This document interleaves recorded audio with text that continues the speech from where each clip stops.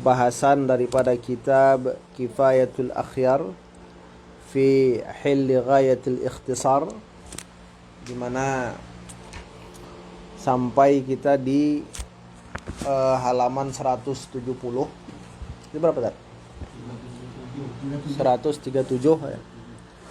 Dengan judul meratap dan menangisi mayit. Apa hukum meratap dan menangisi mayit? Boleh atau tidak kita itu menangis dan meratapi mayit tersebut? Qala al-musannif rahimahullahu ta'ala, wala ba'sa bil bukai 'ala al-mayyit min ghairi nawhin wala syaqqi jaybin wala darbi khaddin. Dan tidak mengapa menangis ke atas mayit. Jadi menangis terhadap kematian seseorang itu hukumnya la ba'sa ya. Hana masalah ya. Gitu. Min ghairi nawhin, tapi tidak nawh, meratap gitu kan. Mengeluarkan apa namanya? Ratapan, bersuara. Suara ratapan. Wala syaqqi jaybin, tidak juga mengoyak kantong, mengoyak-ngoyak baju gitu kan. Wala darbi khaddin, dan tidak memukul pipi. Jadi menangis itu hukum asalnya tidak mengapa dalam ketika tertimpa musibah. Gitu.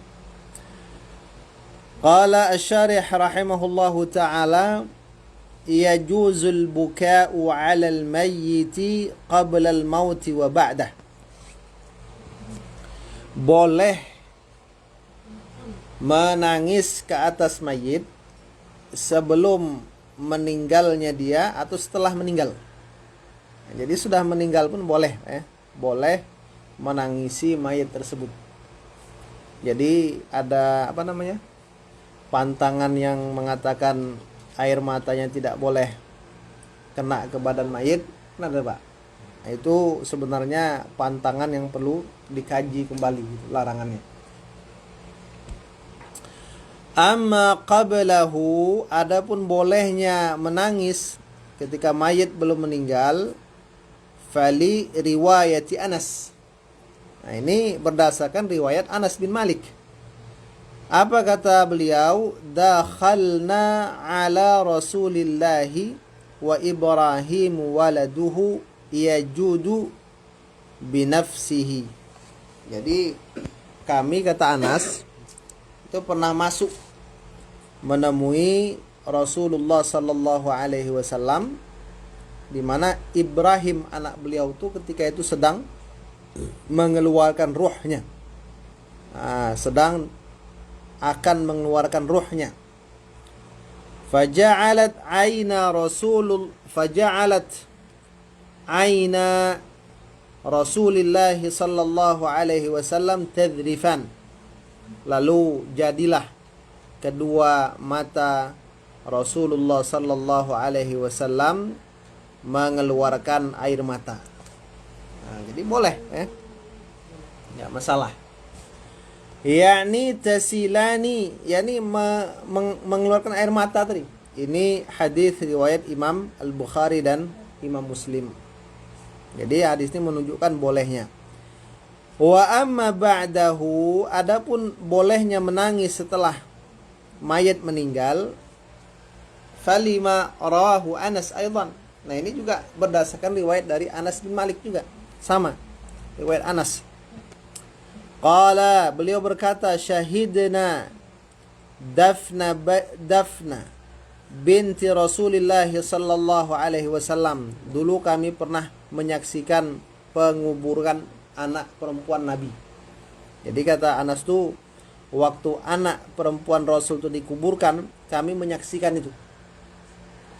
Fara'aitu ainaihi tadrifani. Saya melihat kedua mata Rasul itu mengalirkan air mata. Itu dia. Wa huwa jalisun ala qabrihi, sedang Nabi duduk di dekat kubur anak perempuan beliau tersebut. Ini juga riwayat Imam Al-Bukhari dan Imam Muslim. Jadi riwayat Anas itu menjadi dalil bolehnya menangis ke atas seseorang ketika dia belum meninggal atau setelah dia meninggal. Kemudian wa fi Muslim, dalam riwayat Imam Muslim, an Abi Hurairah radhiyallahu anhu, dari hadis Abi Hurairah radhiyallahu anhu, annahu alaihi salatu wassalam, bahwasanya Nabi itu zara qabra ummih. Nabi pernah berziarah ke kubur ibunya. Fabaka wa abka man haulahu, lalu Rasul menangis dan membuat menangis orang yang ada di sekitarnya. Nah, ini juga dalil penguat, penyokong. Wa'lam, ketahuilah olehmu, kata Imam Al-Hisni, annal aula, bahwasanya yang paling utama itu adamul bukai ba'dal maut, tidak menangis setelah kematian seseorang, itu lebih utama. Wa qad qala ba'dhum bil karahah, ada sebagian ulama yang mengatakan makruh menangis.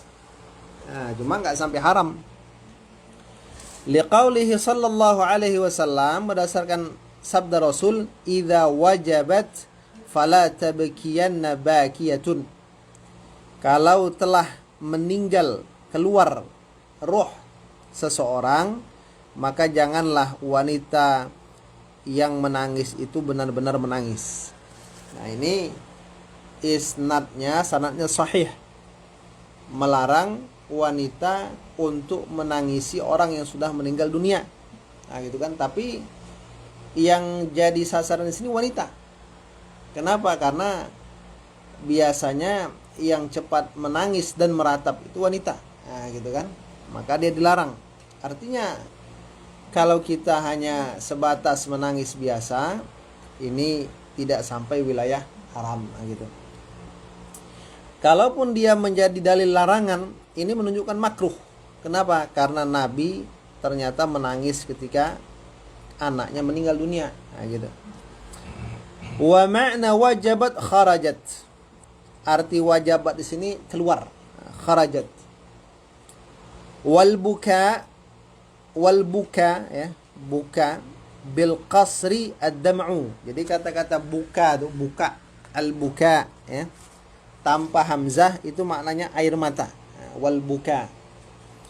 Wabil mad raf'u saut, kalau dia ditambahkan hamzah, buka, jadi maknanya meninggikan suara. Nah, gitu. Wa tahrumun nahiyatu 'alal mayyit, haram meratap ke atas mayit. Haram. Jadi meratap ini sepakat haram. Kalau menangis boleh. Wali sahibiha 'uqubatun 'azimah, orang yang meratap akan mendapatkan hukuman yang besar. Yang meratap akan dihukum dengan hukuman yang besar ketika dia meninggal belum bertobat. Apa kata Rasul sallallahu alaihi wasallam? An-naihatu idza lam tatub tuqamu yaumal qiyamati wa 'alaiha sirbalun min qatiran wa dir'un min jarab. Nah, ini kata Rasul wanita juga lagi. Nah, kenapa wanita, Pak? Karena seringnya itu wanita. Nah, gitu.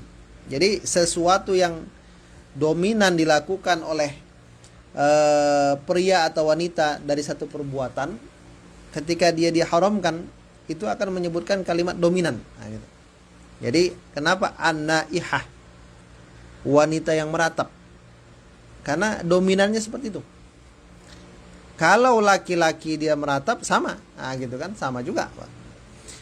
Wanita yang meratap apabila dia tak bertobat, akan ditegakkan dia pada hari kiamat, dibangkitkan, dan dia pada wanita itu dia akan memakai apa? Sirbalun, baju kurung, min qatiran.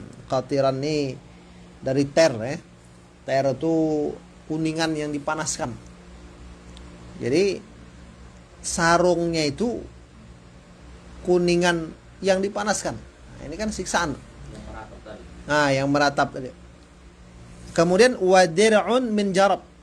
Dir'un itu semacam mantel. Mantel dari ulat. Apa maksudnya, Pak?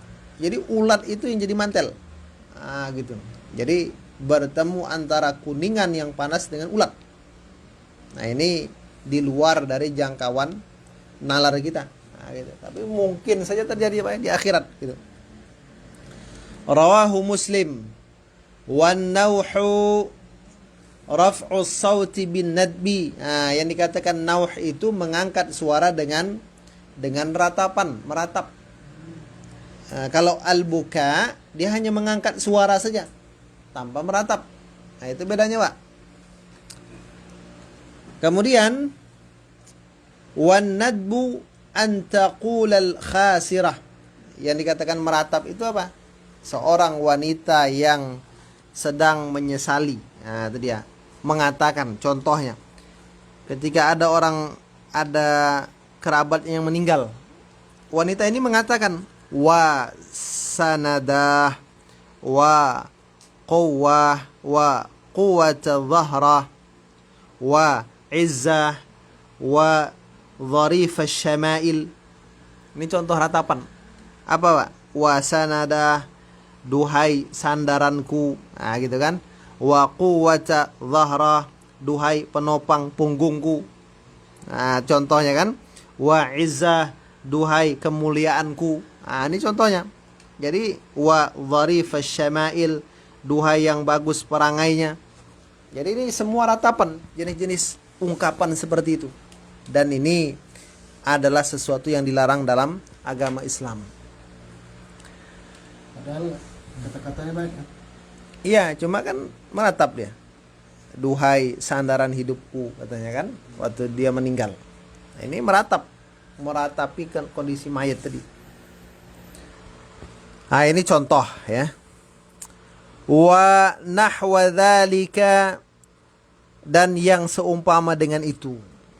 Nah, apa kata Rasul sallallahu alaihi wasallam? Ma min mayyitin. Nah, ini lebih dahsyat lagi. Tidak ada satu orang mayit yamutu, dia mati, fayaqumu bakihim, lalu tegaklah orang yang menangisi mayat tersebut. Maksudnya ketika ada orang meninggal, kemudian yang menangis itu menangis. Fayaqulu wajabalah, wahai gunungku. Tidak. Wa sanadah, wahai sandaranku. Wa nahwa dzalik. Ini yang dahsyatnya. Illa wukila bihi malakan, kecuali akan diwakilkan kepada mayat tadi 2 malaikat. Jadi yang meratap itu kerabatnya, orang yang masih hidup, tapi yang disiksa itu mayitnya. Nah, kalau yang hadis di atas tadi, yang meratap diancam dengan siksaan karena ratapan.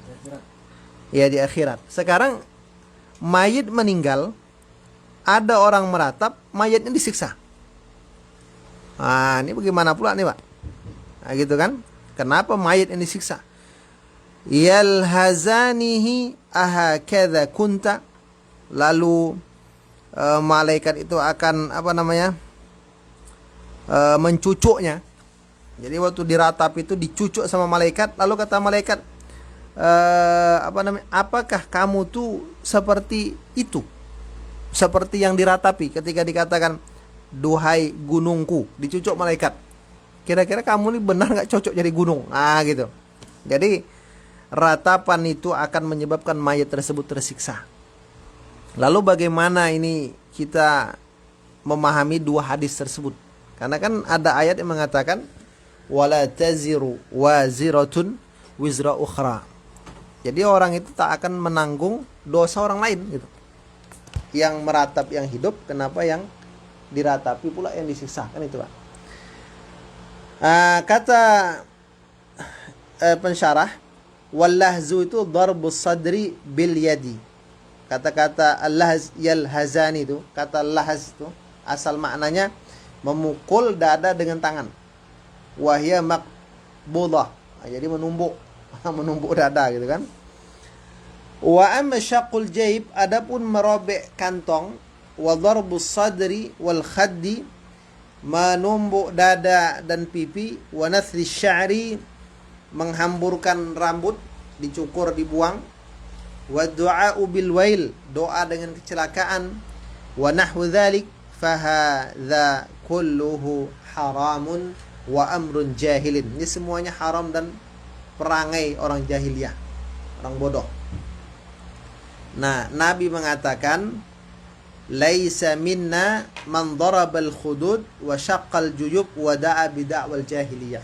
Nah, sekarang permasalahannya, apa hubungan antara ratapan orang yang hidup dengan disiksanya mayat dalam kubur? Innal mayyit yu'adzabu bibukai ahlihi alaih. Mayat itu nanti diadab dengan sebab keluarganya menangisi tadi. Naik ratapan. Waqa'at hadhil umur. Jadi perkara ini pun terjadi, ya. Hal yu'adzabul mayyitu bi hadhil af'al jahiliyah. Apakah mayit itu akan diazab semata-mata hanya karena diratapi? Gitu. Maksudnya begitu diratapi langsung diazab. Nah, maksudnya gitu. Yunzar. Nah, sebelum kita memutuskan itu maka dilihat dulu. Jadi kalau pakai dalil itu jangan satu dalil lah. Nah, kumpulkan dulu banyak dalil gitu kan. Baru simpulkan. Nah, gitu. Kalau satu dalil nanti yang lain salah. Kan gitu. Kalau cuma satu dalil. In awsa bidzalika, kalau yang mau meninggal itu berwasiat. Nah, berwasiat kepada keluarganya, kalau dia mati nanti ratapi tolong. Nah, gitu. Kama yaf'aluhu ba'du ahli thawrah, sebagaimana orang-orang kaya melakukan hal tersebut. Wa ba'du ahli bawadi, atau sebagian orang-orang pedesaan, dusun. Bi an yusiyahum bidzalik, di mana dia mewasiatkan kepada keluarganya supaya diratapi. Nah, ini begitu dia mati diratapi, maka dia langsung disiksa oleh malaikat. Kenapa? Perbuatan dia gitu. Wa yaqul, jadi yang mau meninggal tadi mewasiatkan, idza mutu fanawwihu alayya, kalau aku mati katanya buatlah ratapan atasku, yuhzinuhum bidzalik, yang akan menyedihkan orang-orang dengan sebab ratapan tersebut. Ini jelas. Fahadza yu'adzab, maka dia akan diazab. Kenapa? Li'annahu awsa bima ja'a Rasulullah sallallahu alaihi wasallam bitarkihi wa imatatihi. Karena dia mewasiatkan yang dilarang Nabi. Tapi kata, kalau dia tidak mewasiatkan lalu dibuat oleh orang yang masih hidup tanpa kerelaan dan tanpa keinginan dia, fala yu'adzabu insyaallah, maka tak akan diazab di akhirat. Nah, jadi kesimpulannya, mayit ketika diratapi bisa diazab, bisa tidak. Tergantung bagaimana indikasi ketika dia masih hidup, kira-kira dia itu senang tidak diratapi kalau dia mati nanti. Nah, gitu. Indikasinya apa? Pertama wasiat, yang kedua kebiasaan di masyarakat. Kalau dia tidak melarang itu, tidak mengingatkan keluarganya jangan seperti itu, berarti indikasi dia menyetujui perbuatan tersebut. Nah, itu dia, Pak. Kalau yang dilihat Ustaz, bukan diwasiatkan, cuma sudah jadi warisan.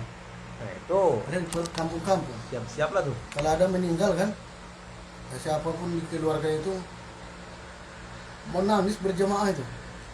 Menangisnya memang disetel gitu.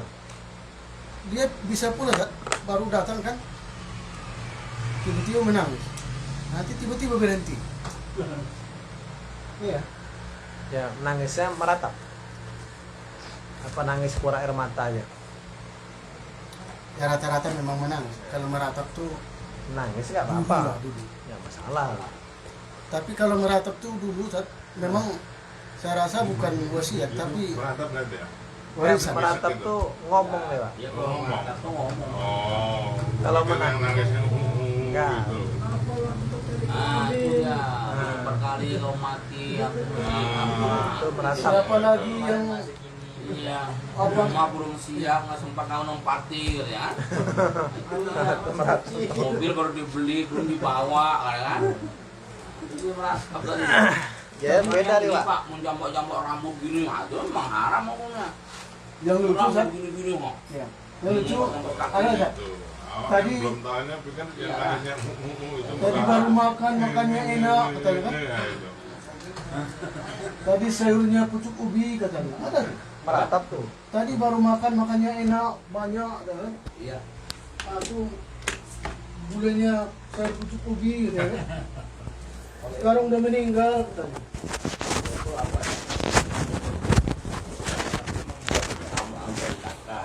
Tidak, sambil menangis ya. Yang menceritakan dia kejadian sebelum meninggal. Itu sambil menangis dia. Baik Pak ya, kita lanjutkan. Mengganggu saja, dia masih Itu kan tidak. sering kalau yang belum waktu Iya. apa. Mengganggu saja lah. Gitu. Pokoknya kalau dia ada indikasi tak menerima takdir, nah, tak boleh tak. Nah. Baik Pak, kita lanjutkan masalah pertemuan kakek dengan saudara ya. Kakek dengan saudara. Jadi kemarin sudah kita bahas kalau ahli waris itu cuma dua ini aja, maka diberikan dua pilihan. Sepertiga harta atau bagi rata. Nah, gitu. Mana yang paling menguntungkan kakek, kan itu, Pak? Yang menguntungkan kakek dari sisi sepertiga itu biasanya ada 5 kasus. Ini sudah kita bahas kemarin. Yang sama saja 3 kasus. Ini juga sudah kita bahas ya. Jadi 53. Nah, itu dia kodenya. Selebihnya untung bagi rata daripada sepertiga. Nah, jadi 5 kasus. Kakek plus 1 saudari.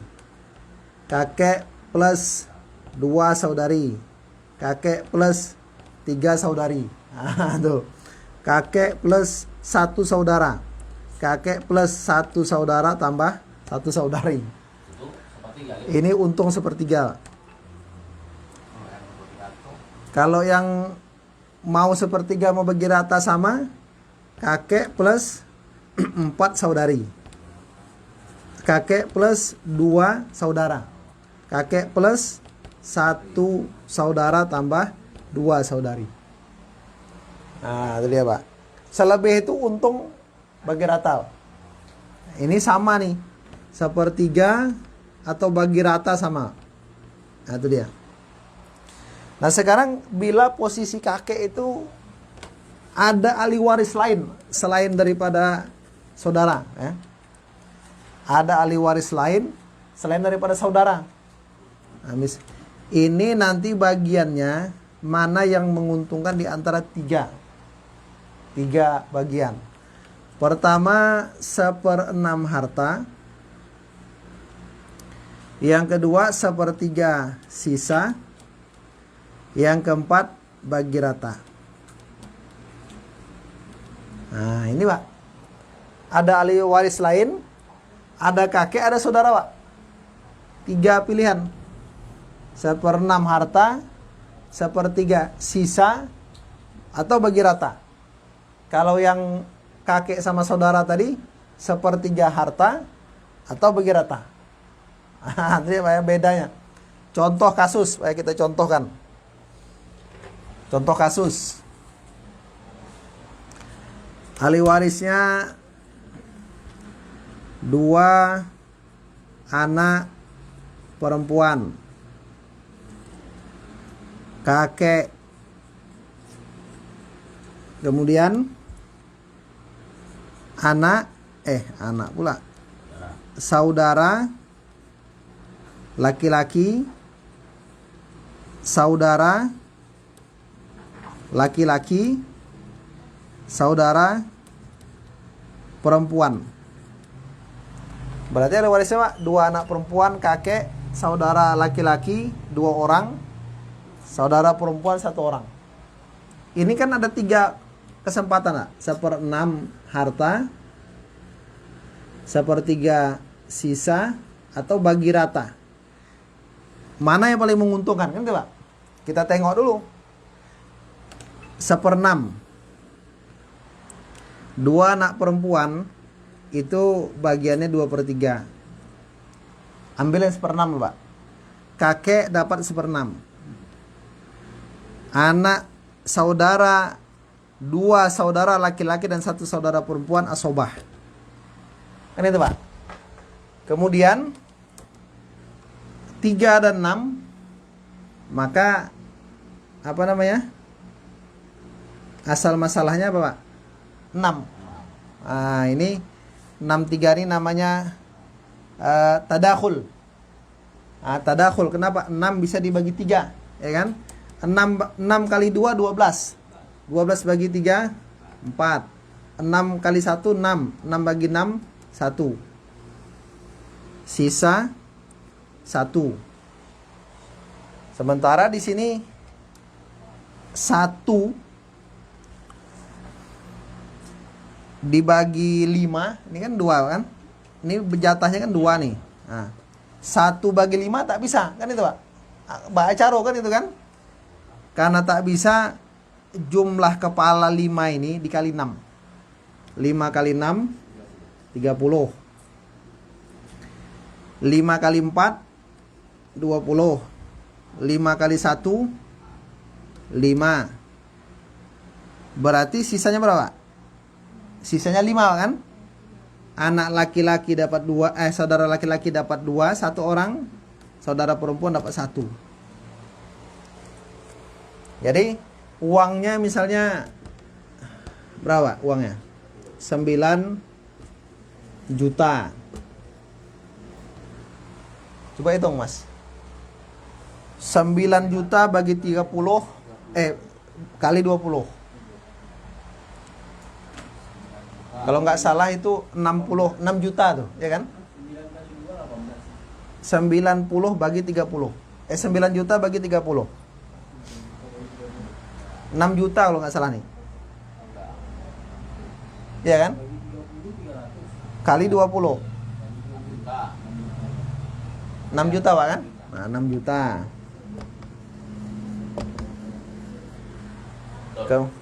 Kemudian 9 juta bagi 30 kali 5, 1.500.000 kan? 1.500.000. 9 juta bagi 30 kali 2, 600 kan? Nah, 600. Kau pada, Pak? 300 kan? Coba total. Betul, Pak kan?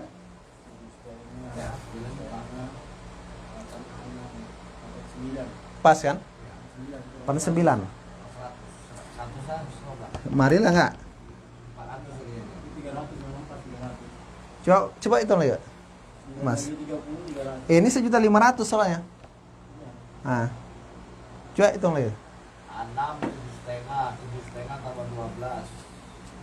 77 pas tuh. Itu 300, 77 pas. Pas, ah? Pas, pas. 300 kan? Pas 300. Nah, dah. Betul, Pak? 7,5 tambah 12 tambah 300, 9 juta. Pas kan? Pas. Pas.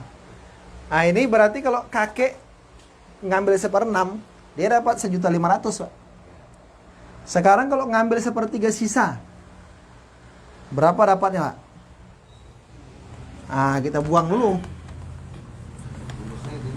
Enggak, lain lagi, Pak. Kalau 1/3 sisa, buang dulu. Buang dulu. 2/3. Berarti ini asal masalahnya 3. Ya kan, Pak? 3 kali 2, 6. 6 bagi 3, 2. Ini asobah. Sisa 1. 1/3 sisa. Berarti kepala tuh 3 di sini. Kenapa 3, Pak? Karena nih sisa ini dibagi 3. Kenapa? Kakek dapat 1/3 kan itu. Nah, 1/3 sisa. Berarti harta ini dibagi 3. 3 bagi apa? 1 bagi 3 tak mungkin kan itu. Maka 3 dikali 3 dulu. 9. 3 kali 2 6. 3 kali 3 3. 3 kali 1 3 kan? 9. 1/3 dari 3 adalah berapa, Pak? 1/3 dari 3 1. Sisanya 2. Masalah berikutnya, ini kan 2 nih. 2 2 1. 5. 5 tak bisa bagi 2. 2 tak bisa bagi 5 kan? 5 bagi 2, 2 lima. Nah, 2 tak bisa bagi 5. Akhirnya 5 dikali lagi ke 9. 45. 5 kali 6 30. 5 kali 1 5. Sisanya ada berapa? 5 kali 2 10. 10 bagi 5 berarti saudara laki-laki dapat 2. 2, saudara perempuan dapat 1. Baru 45 ini bagi 9 juta. Cek Mas. 9 juta bagi 45.